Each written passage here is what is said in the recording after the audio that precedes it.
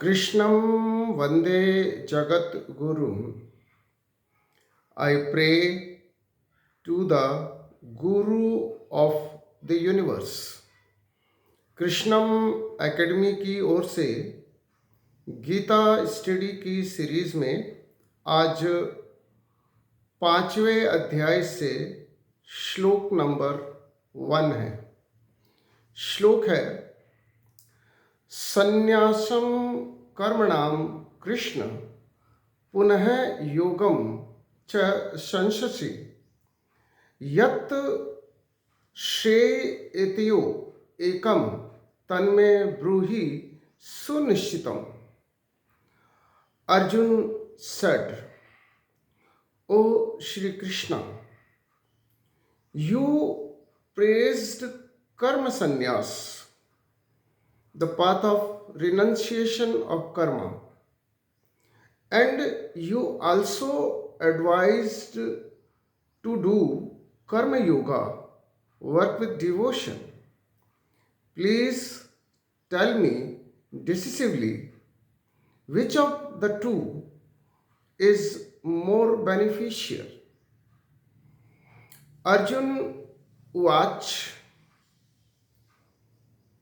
हे श्री कृष्ण, आपने कर्म संन्यास की प्रशंसा की है और दूसरी ओर कर्म योग की बात भी कही है। कृपा करके मुझे ये बताए कि कर्म योग और कर्म संन्यास में से श्रेष्ठ क्या है। अर्जुन को और अर्जुन के माध्यम से हम सबको भगवान श्री कृष्ण गीता के माध्यम से जीवन को कैसे जीना है ये बताते हैं। गीता के प्रथम अध्याय में अर्जुन अत्यंत दुखी है। उसे दुख है कि वह युद्ध में अपने परिजन खो देगा और करोड़ों लोग निर्दोष मारे जाएंगे जिसका पाप उसे लगेगा और इस युद्ध के बदले में जो राज्य उसे मिलने वाला है वह भी उसे स्वीकार नहीं है। अर्जुन को इस भयानक पीड़ा से बाहर निकालने के लिए भगवान दूसरे अध्याय में सांख्य योग अर्थात आत्मा के विज्ञान के बारे में बताते हैं और बताते हैं कि इस युद्ध में कोई नहीं मरेगा क्योंकि आत्मा अजर अमर है और हम दुखी इसलिए होते हैं क्योंकि हम स्वयं को शरीर मान लेते हैं जबकि हम शरीर नहीं है, हम आत्मा हैं। शरीर की मृत्यु सुनिश्चित है, इसलिए उसके लिए शोक करना उचित नहीं है। तीसरे अध्याय में भगवान कर्म की बात करते हैं और समझाते हैं कि हर मनुष्य को अपने नियत कर्तव्यों अर्थात अपने नियत कर्मों का पालन करना चाहिए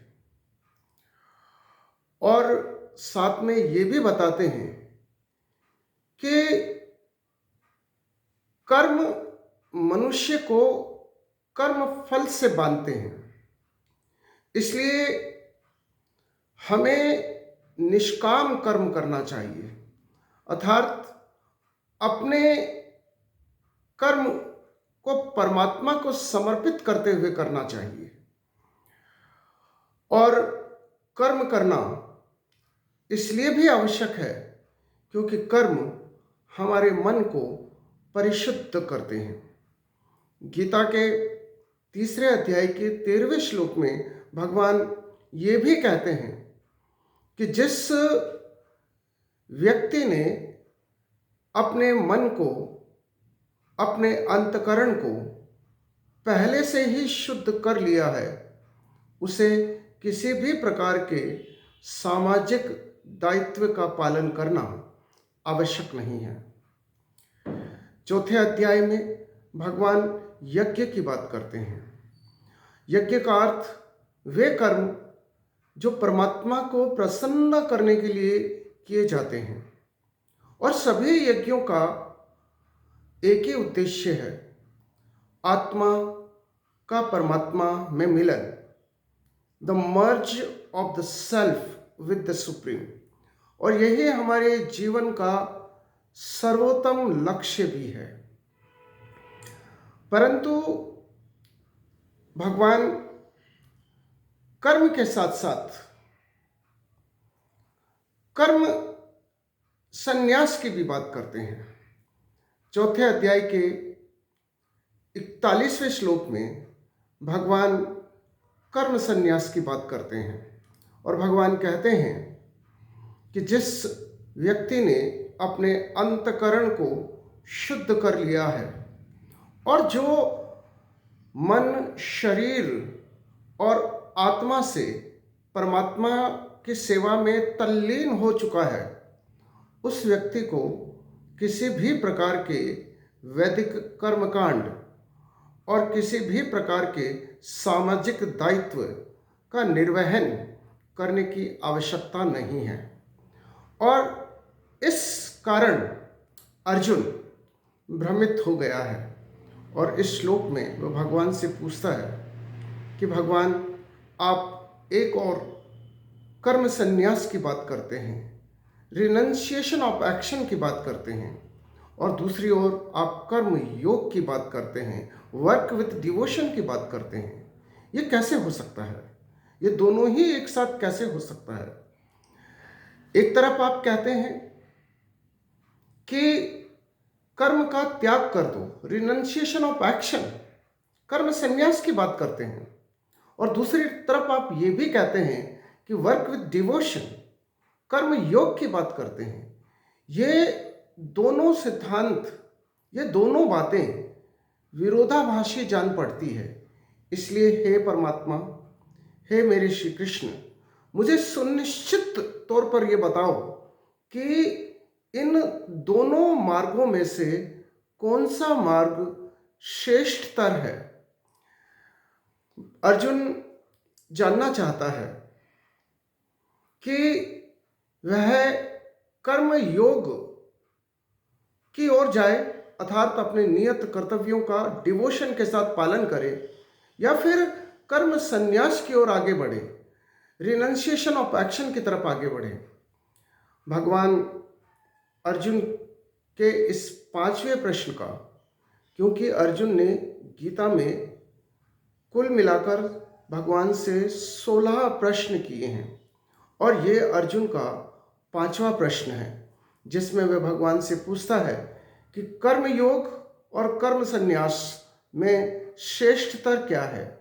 भगवान अर्जुन के इस 5वें प्रश्न का क्या उत्तर देते हैं, हम आने वाले श्लोकों में उनके इस उत्तर को समझने का प्रयास करेंगे। और जो अर्जुन की दुविधा है, जो अर्जुन का भ्रम है, वह हम सबका भ्रम भी है। हम भी इस बात को लेकर भ्रमित रहते हैं कि संन्यास श्रेष्ठ है या गृहस्थ आश्रम में रहते हुए अपने नियत कर्तव्यों का पालन करना श्रेष्ठ है। इस भ्रम का भगवान किस तरह से निवारण करते हैं, ये हम आने वाले श्लोकों में समझेंगे। जय श्री कृष्ण।